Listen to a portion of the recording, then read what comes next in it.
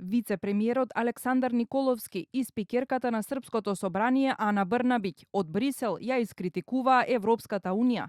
Процесот на проширување, наместо базиран на заслуги, е политички мотивиран. Николовски порача дека е тенка границата помеѓу одложени ветувања и лаги. Време е за честност од Унијата, изјави тој на денешниот самит ЕУ Западен Балкан во Организација на пријатели на Европа. This way we are stuck in a situation where we are saying next summit, June, December, maybe mid-March in the end, and just the time is passing and passing. What I'm afraid of is what might happen to the region in the future. I've been hearing a lot these stories about windows of opportunities, momentums, and so on.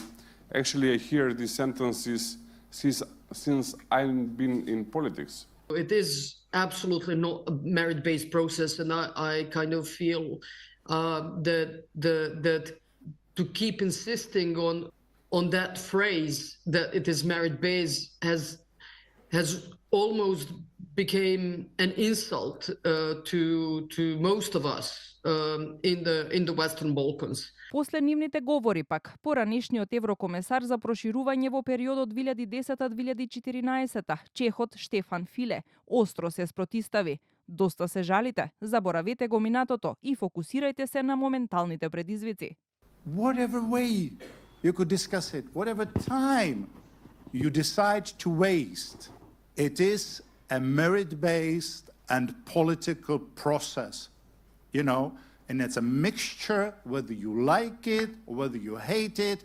After years of the negotiations, I mean, come on, it's about the time, to take it. There is finally a commissioner who has an empathy for the region and for what she's doing. Do not miss the opportunity. Do not complain about the past and focus on the future. На острата порака на Филе реагираше модераторот на дискусијата. But you know that it might come across as tone deaf when you just said what you said to those like Alexandra, Anna, etc. Николовски и Брнабиќ посочија дека консензусот во Унијата е главен проблем за Македонија и Србија. Николовски додаде дека чекајќи ја политичката волја на членките на ЕУ, Македонија ќе продолжи со економските реформи и инвестиции во стратешките коридори. Тој најави и средба со неговиот бугарски колега за отварање на нов граничен премин.